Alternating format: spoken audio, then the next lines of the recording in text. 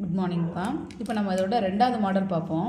இப்போ ரெண்டாவது மாடல் எப்படி இருக்கும் அப்படின்னா, நீங்கள் 12லேருந்து வரும்பொழுது சின்ன முள் தான் ஃபஸ்ட்டில் வரும், அப்புறம் தான் பெரிய முள் வரும். ஸோ இந்த மாடலில் கொஞ்சம் என்ன பண்ணணும் அப்படின்னா, கொஞ்சம் இதே மாடல் தான், லாஸ்ட் ஒரு சின்ன ஸ்டெப் மட்டும் மாறும். இப்போ நம்ம வழக்கமாக என்ன செய்வோம், இப்போ 3:40 மணிக்கு பெரிய முழுக்கும் சிறிய முழுக்கும் இடையே அமையக்கூடிய கோணம் கேட்குறாங்க.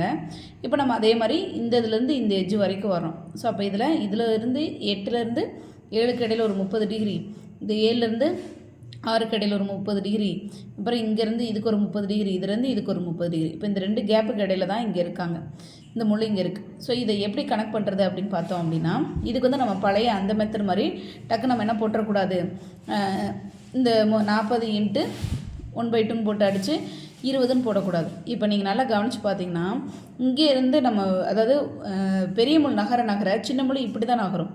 ஸோ அப்போ நம்ம அமையும் கோணம் கணக்கு பண்ணும் பொழுது நம்ம இங்கிட்டிருந்து நகர்றதை கணக்கு பண்ண மாட்டோம், இங்கேருந்து இதுக்கு வரைக்கும் இருக்கக்கூடிய கோணத்தை தான் கணக்கு பண்ணுறோம். ரைட்டுங்களா? இந்த முள் இங்கேருந்து இது வரைக்கும் இருக்க தான்.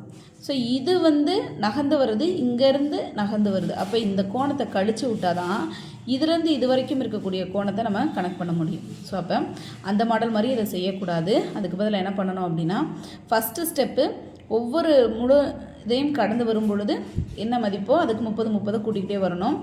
லாஸ்ட்டு ஸ்டெப் மட்டும் மாறுது. ஸோ இப்போ இங்கே என்ன பண்ணணும் அப்படின்னா, 40 × 1/2 போட்டு 20 வருது இல்லையா, இந்த 20யை இந்த 30லேருந்து கழிச்சு எழுதணும்.